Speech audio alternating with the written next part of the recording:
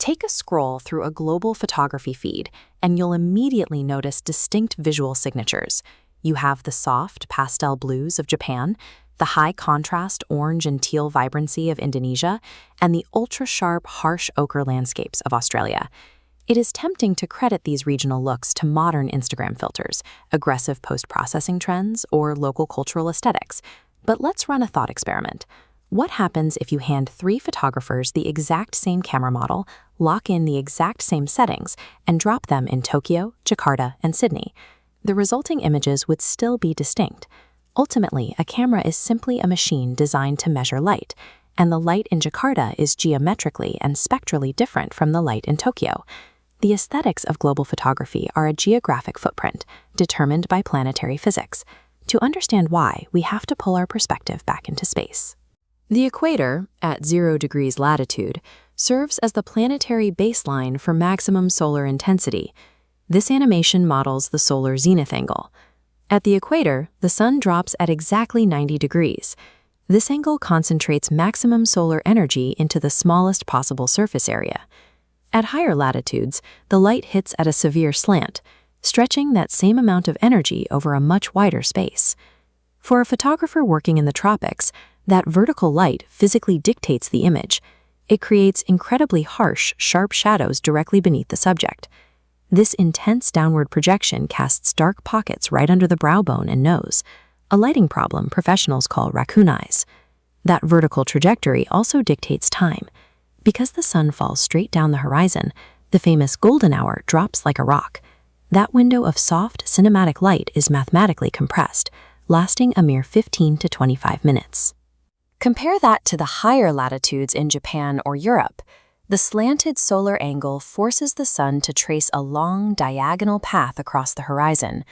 This geometry results in softer, elongated shadows and golden hours that can stretch on for hours.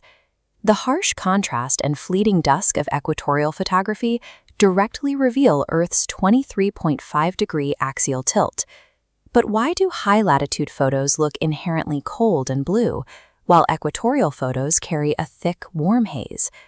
This diagram illustrates atmospheric scattering. In high latitudes, sunlight has to push through a much thicker slice of the atmosphere due to its angled entry. As it travels, short blue wavelengths smash into oxygen and nitrogen molecules and scatter into the sky, leaving the longer, warm orange waves to continue straight to the ground. This creates a bizarre optical phenomenon: blue shadows. The direct sunlight hitting your subject is warm, but the shadows left behind are illuminated only by the scattered ambient light reflecting down from the sky. This pushes shadow color temperatures up to a freezing 27,000 Kelvin. Down at the equator, there is less atmospheric distance for the light to travel, but it collides with a massive new variable: extreme humidity that routinely exceeds 70%. This causes me-scattering. Sunlight hits massive water droplets and sea salt aerosols. Instead of filtering out specific colors like blue, these huge particles scramble the light equally.